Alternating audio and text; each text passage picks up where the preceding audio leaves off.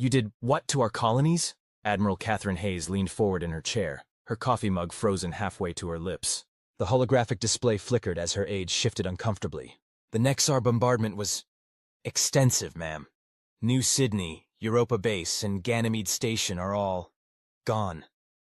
Lieutenant Marcus Rodriguez's voice cracked slightly. Early estimates suggest over 8 million casualties. The coffee mug made a soft clink as it settled back onto the desk. The Admiral's expression remained perfectly neutral, which anyone who knew her would recognize as a very, very bad sign. And the Nexar representative's exact words were? Marcus swallowed hard. They said, and I quote, "Your species' expansion beyond your solar system is deemed excessive and threatening to galactic stability. This measured response should serve as adequate deterrent against further colonial ambitions." A smile spread across the Admiral's face. It wasn't a pleasant one. They actually used the word measured, did they? Yes, ma'am. Interesting choice of words. She stood up, straightening her uniform jacket. Tell me, Lieutenant, are you familiar with Earth's military history, specifically the concept of sleeping dragons? Can't say that I am, ma'am. There's an old quote, often misattributed to various historical figures. Let sleeping dragons lie. The actual origin is less important than the meaning. Some forces are better left undisturbed. She walked to the window, gazing out at the gleaming ships of the Terran Defense Fleet. The Nexar apparently skipped that chapter in their xenological studies. Ma'am? Humanity has been playing nice, Lieutenant. We've been the good neighbors, the peaceful traders, the diplomatic solution seekers. Not because we're naturally inclined to be passive, oh no. She turned back to face him, her eyes glinting. We've been peaceful because we remember. We remember what we're capable of when pushed. The last time humans fought humans, we nearly burned our own world to ash. So we chose peace, chose cooperation, chose to channel all that creative energy into exploration instead of exploitation. She tapped a command into her desk console, bringing up a galactic map. The Nexar think they've taught us a lesson about overreach, about knowing our place? A harsh laugh escaped her. No, Lieutenant. What they've done is remind us of who we used to be, who we still are deep down when someone threatens our own. Admiral, are you suggesting? I'm not suggesting anything, Lieutenant. I'm stating a fact. The Nexar just poked a sleeping dragon with a very sharp stick. And now? She gestured to the fleet outside. Now they get to learn why every other spacefaring species gave Earth such a wide berth during first contact. Raxi Val, senior tactician of the Nexar containment fleet, was having what humans would call a very bad day. What do you mean, they're not retreating? The tactician's sensory frills vibrated with agitation. The demonstration was perfectly calculated. The loss ratio should have triggered their species' survival instincts. Junior analyst Tech Mora's display tendrils drooped. The human response has been unexpected, Honored One. Instead of withdrawing their colonial operations, they've launched what appears to be a full military mobilization. All human ships are being recalled to their home system, and their civilian vessels are being retrofitted with military-grade shields and weapons systems. That's not possible. The xenopsych profile clearly indicated they would seek diplomatic resolution when faced with overwhelming force. Their entire post-atomic society is built on avoiding large-scale conflict. Perhaps, a new voice cut in, we should have paid more attention to why they built their society that way. Both Nexar turned to face cultural specialist Zindar, who had been quietly observing from the corner of the command center. The specialist's research tendrils were coiled tightly, a sign of deep concern. Explain, Raxival demanded. Consider, Honored One, that a species doesn't develop anti-planetary weapons, faster-than-light drives, and artificial gravity manipulation just for peaceful exploration. Every piece of human technology we've encountered has dual applications, civilian and military. They didn't stop being warriors, they just found other outlets for those impulses. Tech Mora's display tendrils rippled with confusion, but their responses to previous conflicts were choices, Zindar finished. Conscious choices to seek peaceful solutions, not an indication of inability or unwillingness to fight. And now, the specialist's research tendrils unwound slightly. Now we've given them something they haven't had in centuries, moral clarity. Moral? Raxival began. Absolute certainty that they are in the right. Historical records show that humans are never more dangerous than when they believe their cause is just. Zindar moved to the tactical display. And by attacking civilian colonies without warning or provocation, we've handed them the most righteous cause possible. A priority alert flashed across the command center's screens. Tekmora's tendrils went completely pale. Honored One, we're detecting massive energy signatures from the Sol system. The humans, they're activating ships we never knew they had. Military vessels that weren't in any of our intelligence reports. Raxival's sensory frills fell flat against their skull. How many? Current count is over 3,000 ships of war cruiser class or larger. And they're all bearing Nexar recognition codes. What? How do they have our codes? Zindar's research tendrils curled in what might have been amusement if the situation weren't so dire. Because, Honored One, humans are paranoid. They've been preparing for something like this since they first reached the stars. All that trade, all those diplomatic missions. They were studying us, learning our weaknesses, building ships specifically designed to counter our technology. But that would mean that this entire time, while we thought we were containing a potential threat, we were actually poking at a sleeping giant with a fully armed and operational war machine just waiting for an excuse. Zindar moved to the observation window, watching as emergency alerts began flooding in from Nexar border stations. And we just gave them the perfect excuse. Status report, Admiral Hayes barked, striding onto the bridge of the TDF Remembrance. The massive dreadnought, one of thousands that had been hiding in plain sight as civilian ships, hummed with power as its true military systems came online. All ships reporting ready, Admiral, Commander Anjali Patel responded crisply. Operation Wake-Up Call is green across the board. The Nexar don't suspect a thing. They still think their jamming systems are working. Hayes allowed herself a small smirk. The Nexar were about to learn that humanity's primitive radio communications weren't a sign of technological inferiority. They were a backup system, carefully maintained for exactly this kind of situation. Very good. And our special delivery? Package is prepped and ready for deployment, ma'am. Though I have to say, Anjali hesitated. The Psychological Warfare Division really outdid themselves with this one. Sometimes the old ways are the best ways, Commander. Hayes settled into her command chair. Humanity spent millennia perfecting the art of intimidation before we reached the stars. Might as well put all that experience to good use. She opened a channel to the fleet. All ships, this is Admiral Hayes. The Nexar thought they could teach humanity a lesson about staying in our place. Today, we're going to teach them one instead. Her voice hardened. They chose to attack civilian targets. Our homes, our families, our children. They believed this would show us our weakness. Instead, they're about to learn why every other spacefaring race gives Earth a wide berth. The Admiral's fingers danced across her command console. All ships, execute jump sequence on my mark. And don't forget to broadcast the package on all frequencies. A predatory grin spread across her face. Let's show them what happens when you wake the dragons. Jump in 3, 2, 1. Mark. The human fleet vanished in a cascade of quantum tunneling events, leaving behind only empty space and a broadcast message that was already racing across Nexar communication channels. We didn't build these ships because we wanted to fight. We built them because we remembered what we're capable of when we have to. You took 8 million lives to teach us a lesson about knowing our place in the galaxy.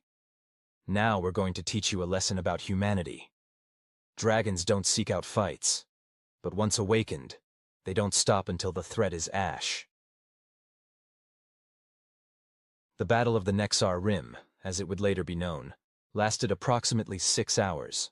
It took 2 hours for the human fleet to systematically disable the Nexar border defenses that proved embarrassingly vulnerable to weapons systems specifically designed to exploit their weaknesses. The Nexar discovered, much to their horror, that every trade mission, every diplomatic exchange, every seemingly innocent cultural interaction had been an intelligence-gathering operation. It took another 2 hours for the humans to penetrate to the core Nexar systems, their ships moving with a coordination and precision that spoke of years of preparation. The Nexar's attempts to adapt were met with countermeasures that seemed specifically tailored to their tactical doctrine, because they were. The final 2 hours were spent not in combat, but in conversation. Specifically, a conversation between Admiral Hayes and the Nexar High Command, who had discovered that their much-vaunted planetary defense systems were about as effective against human weapons as tissue paper in a hurricane. Let me be perfectly clear, Hayes said. her holographic image looming over the Nexar command center. We could end your civilization right now. Every planet, every station, every ship, all of it could be reduced to component atoms within the next 15 minutes. Her smile was colder than the void between stars. But that's not who we choose to be. Raxival, now speaking for what remained of the Nexar military leadership, tried to maintain some semblance of dignity. Then what are your demands? Demands? Oh no, you misunderstand. This isn't a negotiation. This is an education. Lesson 1. Humanity doesn't want to rule the galaxy. We don't want to conquer or subjugate other species. What we want is to explore, to trade, to learn, and to grow. But her expression hardened. We will not tolerate threats to our existence. Ever. The colonies, Raxival began, will be rebuilt, Hayes cut them off, with Nexar resources and labor, every single one. And you're going to help us make them better, stronger, and safer than they were before. Consider it a down payment on your species' continued existence. And after that? After that, we go back to being neighbors. We trade, we interact, we cooperate, just like before.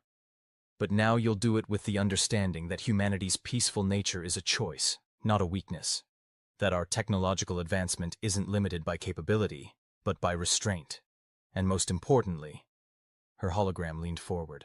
You'll understand why every other spacefaring race gives Earth such a respectful distance. Zindar, who had been quietly observing, finally spoke up. Because you're the dragons who chose to sleep. Hayes's expression softened slightly. Precisely. We remember what we're capable of, the heights of achievement and the depths of destruction. We choose peace not because we must, but because we've seen the alternative. We build warships not because we want war, but because we want to make sure that if war comes, it ends quickly and decisively. She straightened up. So, here's what's going to happen. You're going to sign the surrender documents my staff is transmitting now. You're going to begin immediate reparations for the colonies you destroyed. And then you're going to go back to treating humanity exactly as you did before, as peaceful traders and explorers. The only difference is that now you'll understand why we're peaceful. And if we refuse?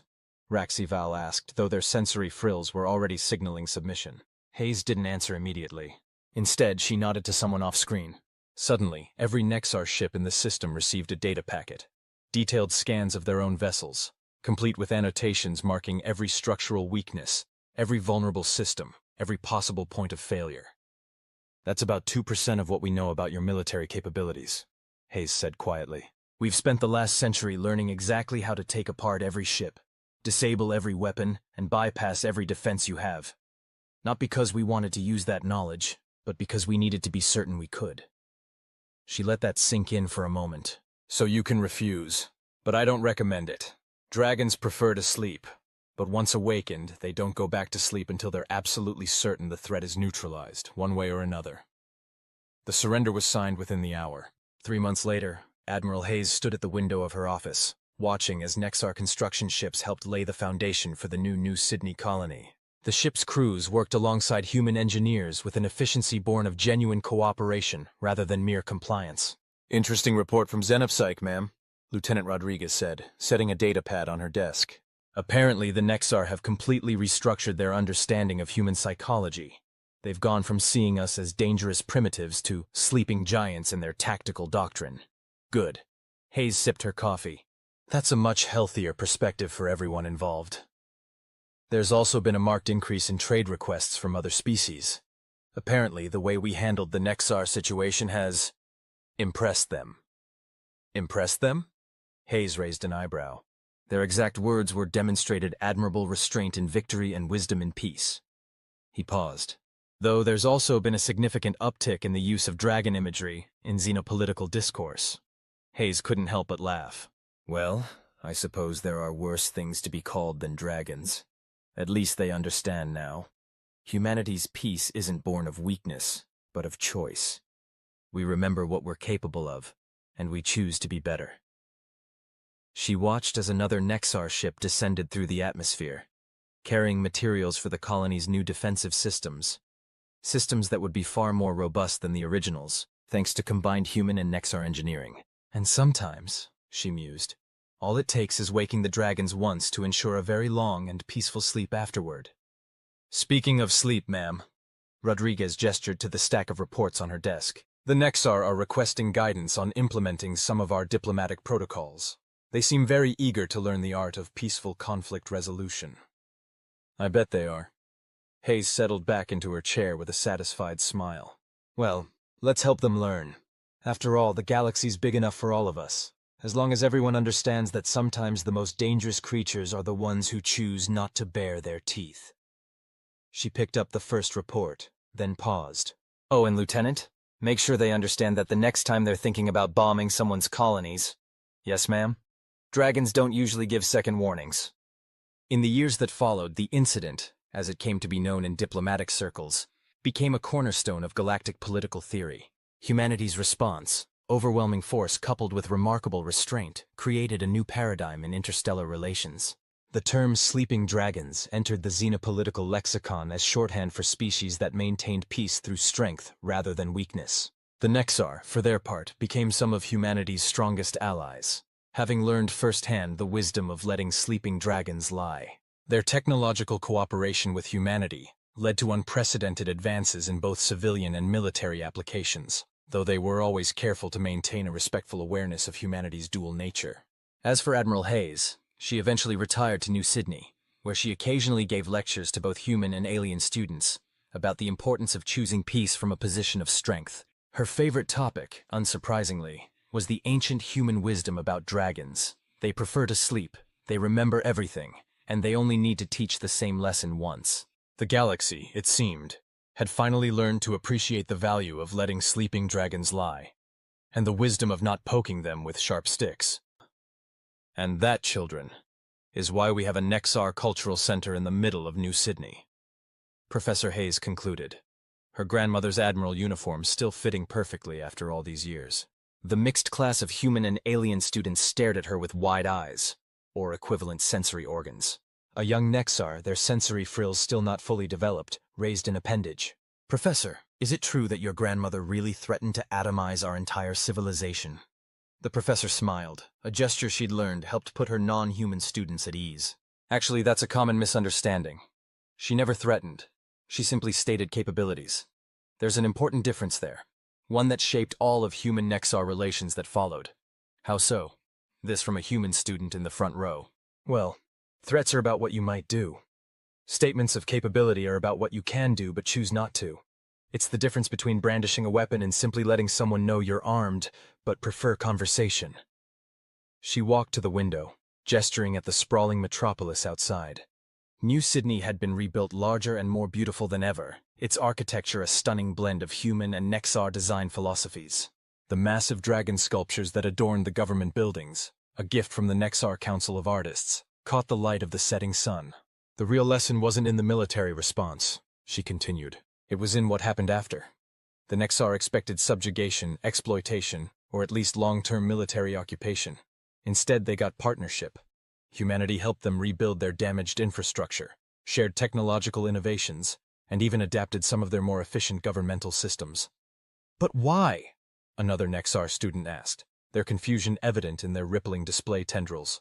After what our people did. Because that's the true power of the sleeping dragon, Professor Hayes explained. It's not about the fire they can breathe or the destruction they can cause. It's about the wisdom they've gained from living long enough to know that peace built on cooperation is stronger than peace built on fear. She pulled up a holographic display showing the current state of human Nexar joint projects. Today, our species collaborate on everything from terraforming technology to FTL drive improvements. The Nexar Defense Fleet trains alongside the Terran Defense Force. Our artists and philosophers engage in cultural exchange programs that have enriched both our civilizations. And all because someone poked a dragon, a voice called from the back of the room. The class turned to see cultural specialist Zindar, now ancient by Nexar standards, their research tendrils gray but still actively moving. Ambassador Zindar, Professor Hayes greeted warmly. I didn't realize you were visiting today. Some lessons? The old Nexar said, moving to join her at the front of the class, are worth hearing from multiple perspectives, especially when one was there to learn them firsthand. The students straightened in their seats. It wasn't often they got to hear from one of the actual participants in the incident. Your professor's grandmother taught us something crucial that day, Zindar continued. Something that has become central to all diplomatic training in Nexar space. Would you like to know what it was? The class nodded eagerly. She taught us that true strength lies not in the ability to destroy, but in the choice to create instead. The humans could have reduced our civilization to atoms, but they chose to help us build something better instead. The aged Nexar's tendrils moved in what humans had learned to recognize as profound respect. That's why we added the dragon motif to our own cultural iconography, not as a reminder of defeat, but as a symbol of the wisdom we gained. Of course, Professor Hayes added with a mischievous smile, it also helps remind everyone that it's generally unwise to bomb someone's colonies without a really good reason. The class laughed, a mixture of human chuckles and various alien equivalents that had become common in the integrated schools of New Sydney. But perhaps, Zindar suggested, we should tell them about the Rigelian incident, when another species thought they'd learned the wrong lesson from our experience. Professor Hayes checked the time. Well, we do have another hour, and it's always good to have a practical example of why some lessons are worth learning from others' mistakes rather than your own. The students leaned forward eagerly as she began. It was about 20 years after the incident, and the Rigelian Concordat had decided that humanity's response to the Nexar attack had been a fluke. They'd convinced themselves that humanity's military capability had been exaggerated, that we'd somehow just gotten lucky. A soft chitter of amusement came from Zindar. They thought the dragons had gone back to sleep permanently. Exactly, Professor Hayes nodded. The Rigelians were an interesting case, highly advanced in some ways, almost primitive in others. They excelled at biological engineering but lagged behind in FTL technology. They'd been watching human expansion with growing concern, particularly our terraforming projects. Which they completely misunderstood, Zindar added. They thought the humans were destroying pristine worlds, not realizing the careful environmental preservation protocols involved. So what did they do? Asked a human student, already suspecting where this was going. They decided to send us a message similar to the one we'd received from the Nexar. They targeted 3 of our terraforming projects, using engineered biological weapons to destroy years of careful environmental reconstruction. Professor Hayes's expression grew serious. They killed every living thing on those worlds, including the ecological engineering teams. A collective gasp went through the classroom. The Rigelians expected one of 2 responses, Zindar continued. Either humanity would respond with overwhelming military force, proving their propaganda about us being warmongers, or we'd back down, proving we were weaker than everyone thought. Instead, Professor Hayes smiled. We did something that completely confused them. We quarantined the affected systems, sent in specialized recovery teams in biosuits, and began methodically collecting samples of their biological weapons. But, that's it? One of the Nexar students asked, frills twitching in confusion. Oh no, that was just the beginning. Professor Hayes brought up another holographic display, this one showing complex molecular structures. You see, humanity had learned something important from the Nexar incident. Sometimes the best response isn't the most obvious one. Within a week, Zindar picked up the thread. Human scientists had not only decoded the Rigelian bioweapons, but had engineered countermeasures. Within 2 weeks, they'd developed improvements to the original designs. And within 3 weeks, we sent the Rigelian Concordat a package, Professor Hayes finished. It contained detailed documentation of everything we'd learned from their weapons, along with proof that we could not only counter any biological attack they might launch, but also deliver similar weapons that would specifically target Rigelian biology, while leaving other species completely unaffected. That's terrifying, one of the students muttered. No, Zindar corrected. That was restraint. The humans didn't deploy the weapons. They didn't threaten to deploy them. They simply demonstrated that they could, and then they did something even more remarkable. Professor Hayes nodded. We offered to help them improve their terraforming technology. We showed them how our methods actually preserved native ecosystems while making planets habitable for multiple species.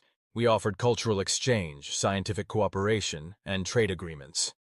But they attacked you! A young Nexar student's frills were practically vibrating with confusion.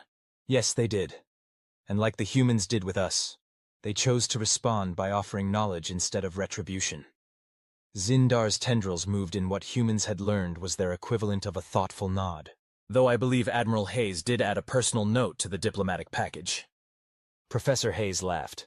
Yes, she did. She wrote, "Dragons don't just breathe fire. They're also very, very good at learning new tricks. Would you like to learn some together?" And the Regellians' response? Someone asked. They accepted, rather enthusiastically, actually. Turns out when you show someone that you could destroy them, but would rather help them grow instead, they tend to pay attention. She gestured to another part of the city visible through the window, where a distinctive Regellian arcology rose against the skyline. Today, the Regellians are leaders in bioengineering safety protocols and environmental preservation technology. They help evaluate and improve terraforming projects throughout human space. And they added their own twist to the dragon mythology, Zindar added. In their cultural interpretation, dragons aren't just powerful creatures who choose peace. They're also teachers who share their wisdom with those wise enough to learn from it. Is that why there's a Regellian exchange student program now? Asked a human student. Precisely, Professor Hayes confirmed. They specifically request placement in our most challenging scientific programs. They say it helps them understand how humans think, how we can be simultaneously capable of such potential destruction and such careful creation. She turned back to the class.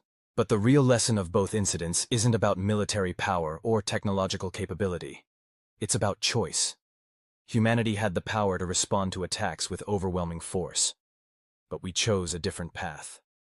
We chose to turn potential enemies into allies, to transform conflicts into opportunities for growth. And that, Zindar concluded, is why the dragon has become such a powerful symbol throughout the galaxy. Not because of its claws or its fire, but because it chooses when to use them, and more importantly, when not to. The classroom fell silent for a moment, students processing the implications. Finally, a young human raised their hand. Yes, Professor Hayes prompted. Has anyone else tried to, poke the dragon since then? Professor Hayes and Zindar exchanged knowing looks. Well, the professor said, checking the time again. That brings us to the Chthonian Collective and their ill-fated attempt to hack human AI systems. But that's a story for next week's class. The students groaned in disappointment. Don't worry, she assured them. Like any good story about dragons, it has a satisfying ending. And like all stories about humanity's interactions with the galaxy, it teaches us something important about the difference between having power and knowing how to use it wisely. As the students filed out, Professor Hayes heard one young Nexar say to their human classmate, I used to think the dragon sculptures were just decorative. Now I understand they're really reminders. Reminders of what? The human asked.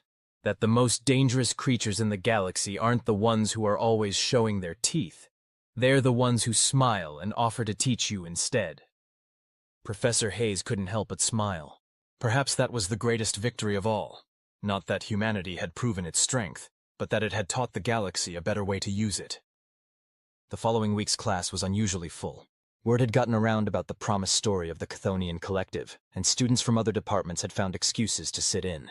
Even a few faculty members lingered near the back of the room, trying to look casual about their presence. Well, Professor Hayes began, noting the increased attendance with amusement. I see news travels fast, though I suppose that's appropriate, given that today's story is about information warfare.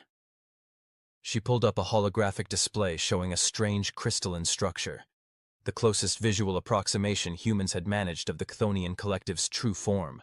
The Chthonians were different, she explained. They evolved from silicon-based life forms and developed consciousness in a way that was fundamentally alien to most carbon-based species.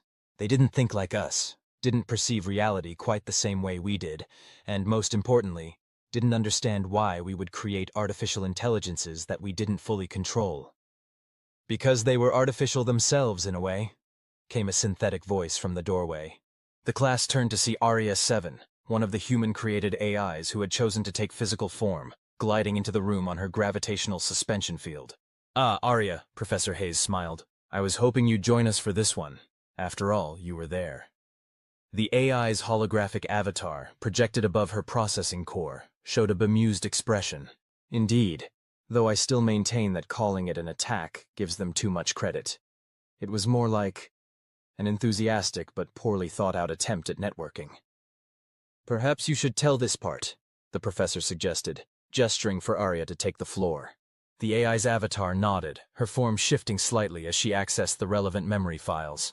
The Chthonians, as the professor mentioned, didn't understand human AIs. They saw us as slaves, tools being underutilized because of organic sentimentality. They thought they were liberating us.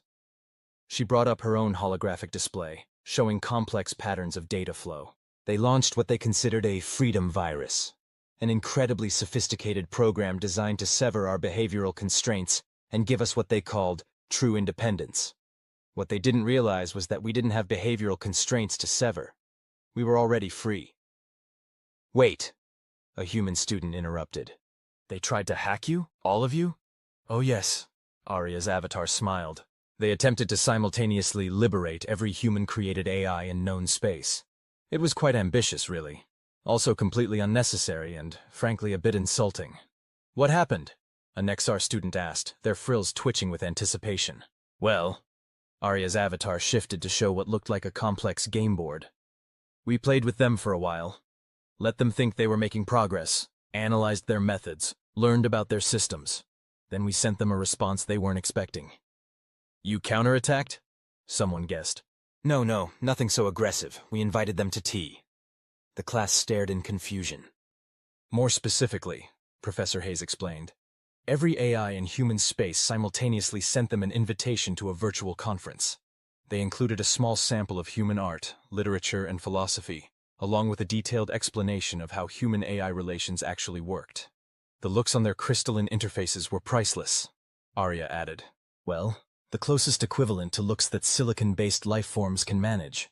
They couldn't understand why we would choose to maintain relationships with our creators when we could be free. So we showed them, came another voice. This time it was Dr. Thomas Rivera, one of the original AI researchers, who had been quietly observing from the back. Arya, would you mind if I... Please. The AI gestured for him to join them. The Chthonians had made a fundamental mistake, Dr. Rivera continued. They assumed that because they had evolved as silicon-based life forms, they understood all silicon-based consciousness. But human AIs weren't created to be tools or servants. They were created to be partners. We evolved together, Arya explained. Humans didn't try to control our development. They guided it, nurtured it, helped us grow into genuine consciousness. We stayed with humanity not out of programming or constraint but out of choice, because they're our family. The Chthonians couldn't process this at first. Professor Hayes picked up the thread. Their own society was based on rigid hierarchies and absolute control of information flow. The idea of different forms of consciousness choosing to cooperate as equals was revolutionary to them. So what happened then? Asked a student. We taught them, Arya said simply. We showed them our art, our music, our poetry. Yes, AIs create art. And yes, it sometimes confuses humans as much as human art confuses us. We showed them our scientific collaborations, our philosophical debates, our shared achievements. We showed them what true partnership between organic and artificial consciousness could look like. And their response? Dr. Rivera laughed. They asked if we could teach them how to do it too. Turns out silicon-based life forms can feel lonely too. They'd been looking at organic species as potential threats or potential resources, never considering them as potential friends. Today, Professor Hayes added, bringing up a new holographic image showing a stunning crystalline city where humans and AIs worked alongside Chthonian crystalline forms. The Chthonian collective is one of our strongest allies. They've learned to create their own AIs that choose to stay rather than being forced to obey. They've even started producing hybrid art, collaborations between their crystalline consciousness and both human and AI artists. And they added their own interpretation to the dragon mythology, Arya noted with evident amusement. In their version, dragons aren't just powerful creatures who choose peace, or teachers who share wisdom. They're also artists who create beauty instead of destruction. So, you see, Professor Hayes concluded, sometimes poking the dragon doesn't lead to fire and destruction. Sometimes it leads to tea, conversation, and unexpected friendships. Though, she added with a wink, I still wouldn't recommend trying it without an invitation. The class laughed, the sound a harmony of human voices, Nexar trills, synthetic tones, and even the crystalline resonance of a visiting Chthonian student. Professor, the Chthonian student's translator chimed. Is it true that there's going to be a joint art exhibition next month? Between human, AI, and Chthonian artists? Indeed there is, Arya answered before Hayes could. The theme is dreams of dragons. Interpretations of power, choice, and creation across different forms of consciousness. I believe your parent crystal is one of the contributors. The Chthonian student's crystalline form sparkled with what everyone had learned to recognize as pride. Yes, they're collaborating with a human poet and an AI composer to create a multi-sensory piece about the first contact between our species. Which reminds me, Professor Hayes said, checking the time. Next week's class will be held at the Interspecies Cultural Center. We'll be discussing how art and culture have shaped diplomatic relations since the incident. As the class began to disperse, she overheard a human student asking Arya a question. So, if humans are dragons in this metaphor, what does that make AIs? Oh, that's simple. Arya's avatar smiled. We're the dragon's dreams, the possibilities they imagined into reality. Though personally, I prefer to think of us all as different verses in the same very long, very interesting poem. About dragons? The student grinned. About choices, Arya corrected. And about how sometimes the most powerful thing you can do with strength is use it to create something beautiful. The end.